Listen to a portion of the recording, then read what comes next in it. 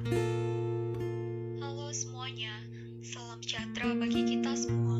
Kami dari kelompok 17 Ansos Universitas Diponegoro ingin mempresentasikan mengenai pendidikan agama Katolik dalam perkembangan moral remaja sebagai tugas akhir Ansos. Sebenarnya, apa itu remaja? Remaja berasal dari bahasa Latin yang berarti tumbuh ke arah kematangan. Kematangan yang dimaksud bukan hanya kematangan fisik, tetapi juga kematangan sosial dan psikologi. Remaja adalah fase peralihan dari masa anak-anak menuju dewasa, di mana mulai timbul ciri-ciri seks modern, terjadi pacu tubuh, tercapainya fertilitas, dan terjadinya perubahan-perubahan kognitif dan psikologis.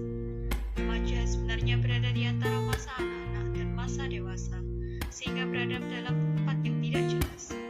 Oleh karena itu, masa remaja sering disebut juga dengan masa pencarian jati diri. Tahap perkembangan remaja dibedakan menjadi dua, yaitu perkembangan fisik dan perkembangan kepribadian dan sosial. Perkembangan fisik pada remaja merupakan perubahan yang terjadi pada tubuh, otak, kapasitas sensoris, dan keterampilan motorik. Sedangkan perubahan pada tubuh ditandai dengan pertambahan tinggi dan berat tubuh, pertumbuhan otot dan tulang, serta matangnya organ seksual dan fungsi reproduksi. Kematangan seksual antara remaja putra dan putri terjadi dalam usia yang agak berbeda. Pada remaja putra, kematangan seksualnya terjadi pada usia 10 hingga 13,5 tahun, sedangkan pada remaja putri terjadi pada usia 9 hingga 15 tahun. Untuk remaja putra, perubahan ditandai dengan perkembangan organ seksual serta ejakulasi pertama melalui mimpi basal. Sedangkan untuk remaja putri ditandai dengan menarche atau haid pertama dan perubahan pada dada. Mulai tumbuhnya rambut pada kemaluan dan perubahan suara merupakan kematangan seksual yang terjadi pada remaja putra maupun putri. Perkembangan kepribadian merupakan perubahan cara yang dilakukan individu untuk bisa berhubungan dengan dunia dan mengungkapkan emosinya dengan cara yang unik. Sedangkan perkembangan sosial adalah perubahan dalam melakukan hubungan terhadap orang lain. Pada masa remaja, perkembangan kepribadian sangatlah penting untuk pencarian identitas diri, yaitu proses menjadi seorang yang unik yang berperan penting dalam hidup. Pendidikan agama Katolik di sekolah. Tujuan dari pendidikan agama Katolik di sekolah sendiri adalah yang pertama, membangun hidup menjadi semakin beriman akan Kristus.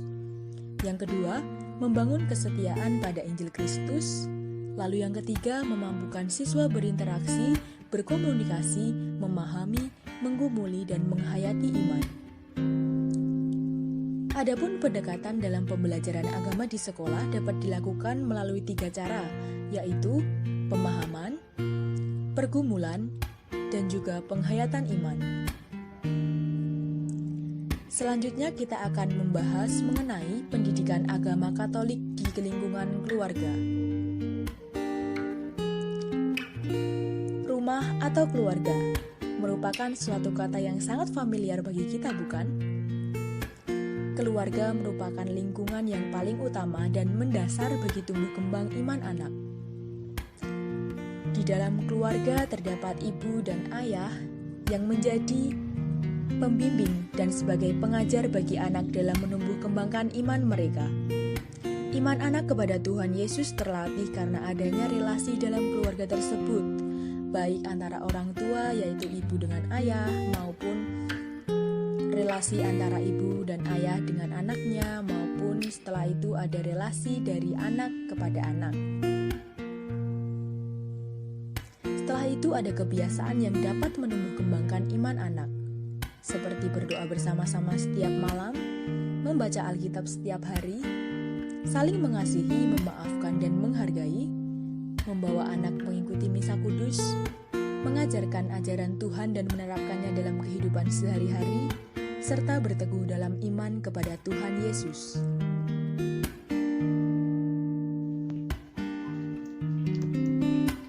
F. Ajaran sosial gereja tentang kenakalan remaja.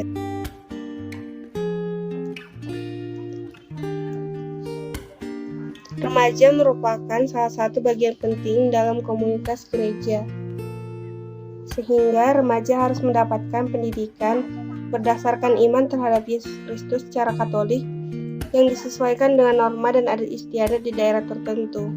Oleh dari itu, instansi-instansi pendidikan seperti yayasan, sekolah dasar, sekolah menengah, dan sekolah tinggi Katolik sangatlah krusial dalam membentuk mental dan kepribadian remaja, sehingga terbentuk remaja yang adiguna, sopan, dan jauh dari tindakan yang tak terpuji.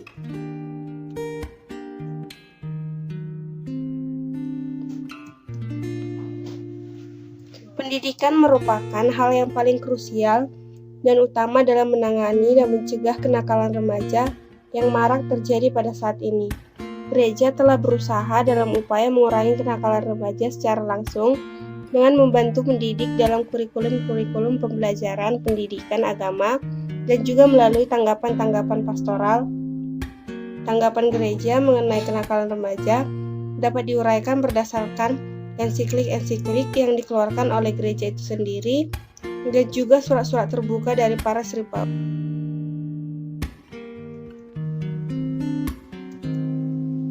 Dalam hal ini, gereja mengeluarkan beberapa dokumen gereja yang mengenai pendidikan kaum muda. Dokumen-dokumen tersebut antara lain, yang pertama Gravissimum Educationis, yang kedua Konstitusi Apostolik Ex Corde Ecclesiae, yang ketiga Christus Vivit, yang keempat Familiaris Consortia. Ajaran sosial gereja tentang kenakalan remaja. Berikut ini adalah beberapa ajaran sosial gereja tentang pembentukan mental dan kepribadian remaja Katolik. Yang pertama adalah Gravissimum Educationis. Gravissimum Educationis adalah suatu dokumen gereja tentang pendidikan Katolik yang merupakan hasil dari Konsili Vatikan II. Ensiklik ini dikeluarkan oleh Paus ke-6 pada tahun 1965. Tujuan dari dokumen ini adalah untuk mengingatkan kepada orang-orang yang telah dibaptis tentang betapa pentingnya pendidikan dengan menyediakan garis-garis pedoman dasar tema pendidikan. Gravissimum Educationis bukanlah pedoman akhir dalam pendidikan, melainkan merupakan ensiklik yang fundamental dan perlu ada hubungan dengan ensiklik lain secara berkesinambungan. Ensiklik ini didasari oleh pesatnya arus globalisasi dan perkembangan zaman yang mengakibatkan masuknya budaya-budaya asing yang apabila tidak diseleksi terlebih dahulu dapat bersifat mengancam dan destruktif terhadap kehidupan anak-anak muda yang merupakan kanvas putih dalam masyarakat. Sehingga pendidikan berperan penting dalam menyeleksi dan membimbing anak muda dan remaja dalam mengatasi era di mana informasi berjalan dengan cepat. Dokumen ini memiliki visi untuk mengembangkan setiap individu yang telah dibaptis suatu kesadaran untuk membina diri dengan berpedoman pada Yesus Kristus Sang Juru Selamat.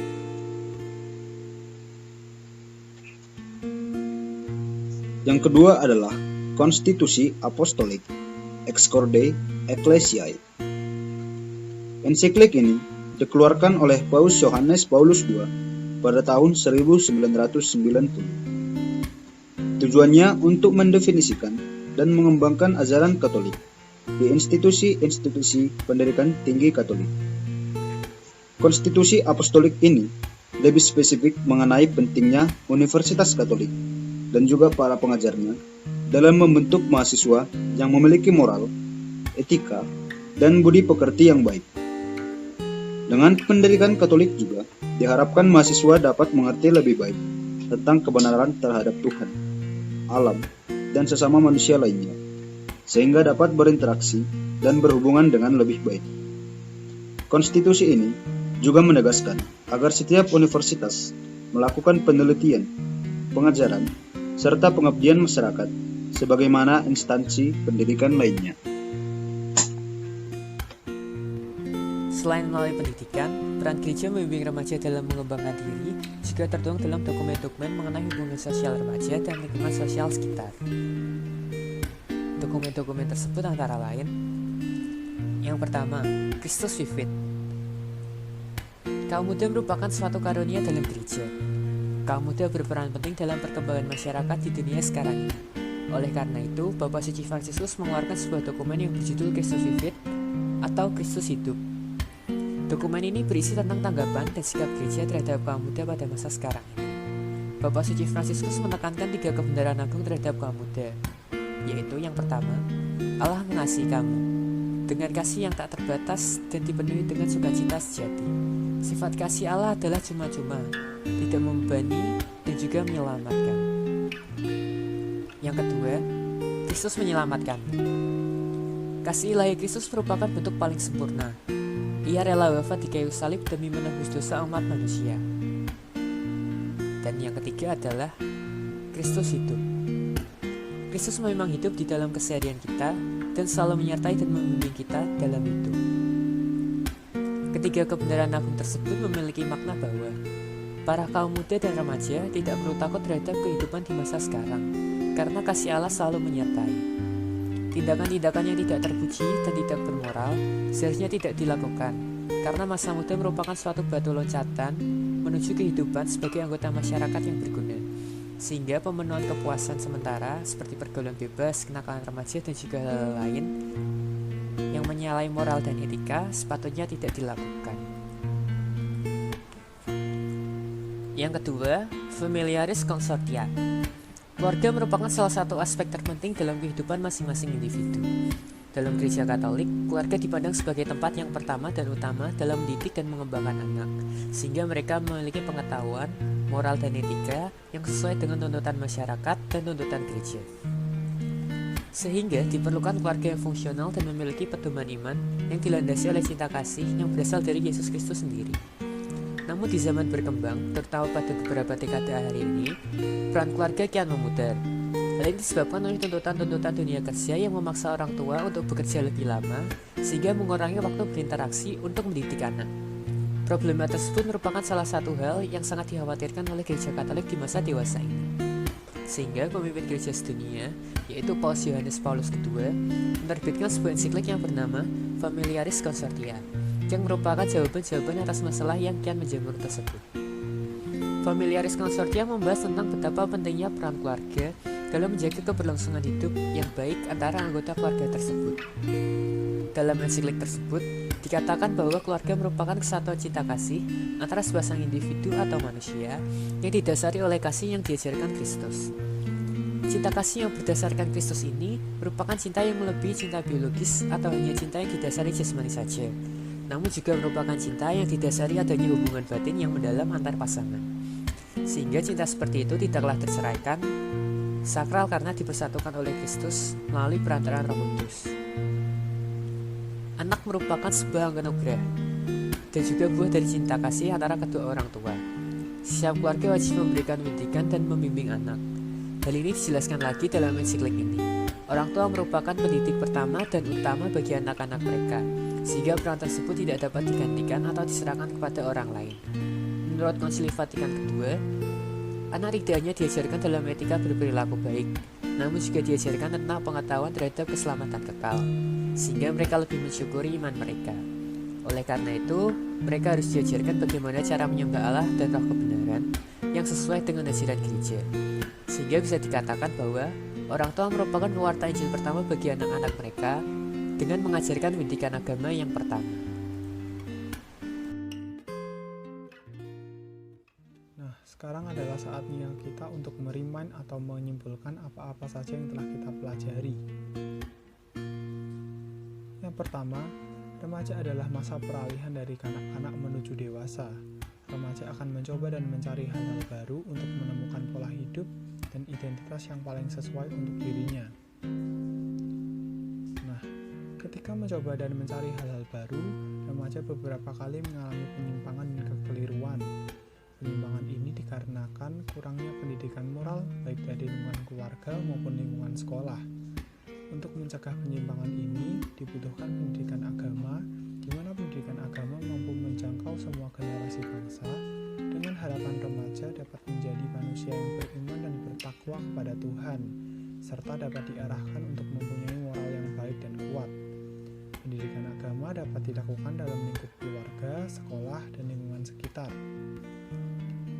Selain itu, gereja juga menunjukkan tanggapan mengenai penyimpangan remaja secara langsung dengan membantu mendidik dalam kurikulum pelajaran agama dan juga melalui tanggapan pastoral dengan cara mengeluarkan dokumen gereja mengenai pendidikan kaum muda, yaitu Gravissimum Educationis dan Konstitusi Apostolik Ex Cor Ecclesiae.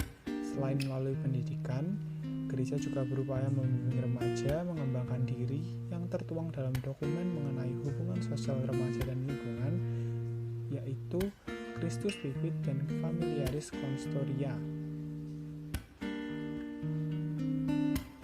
Nah, kemudian ada beberapa hal yang dapat dilakukan untuk mencegah terjadinya penyimpangan-penyimpangan yang dilakukan remaja.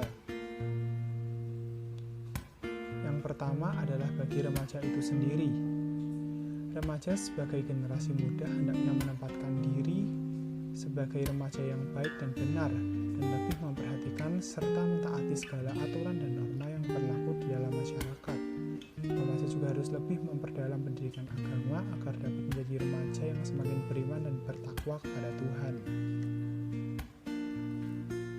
Kemudian yang kedua adalah bagi lingkungan keluarga. Orang tua sebagai pendidik utama dalam hal iman hendaknya harus secara aktif mendidik anaknya dan juga ikut terlibat dalam proses pendidikan iman anaknya dengan cara orang tua harus tahu bagaimana tingkah laku anaknya, bagaimana lingkungan pergaulan anaknya, serta orang tua juga harus mampu mempraktekkan imannya lewat perbuatannya di rumah sehingga anaknya mampu meniru perbuatan baik orang tuanya. Kemudian yang ketiga bagi lingkungan sekolah. Sekolah kiranya tidak hanya menjadi tempat menuntut ilmu saja, melainkan juga harus menjadi sarana pendidikan karakter anak lewat penyampaian pendidikan agama sehingga anak memiliki intelektual yang tajam serta integritas diri sebagai pribadi yang memiliki karakter dan iman yang kuat sehingga tidak terjadi penyimpangan. Kemudian yang terakhir adalah bagi gereja. Gereja hendaknya berperan dalam peningkatan mutu guru menjadi guru yang kompeten dan guru yang sehat rohani. Bentuk peran gereja lainnya yang dapat diharapkan dalam pendidikan nasional adalah penyelenggaraan sekolah yang bermutu dan menjamin pendalaman dan pemahaman agama bagi remaja guna meminimalisir penyimpangan remaja. Sekian presentasi dari kelompok kami. Terima kasih.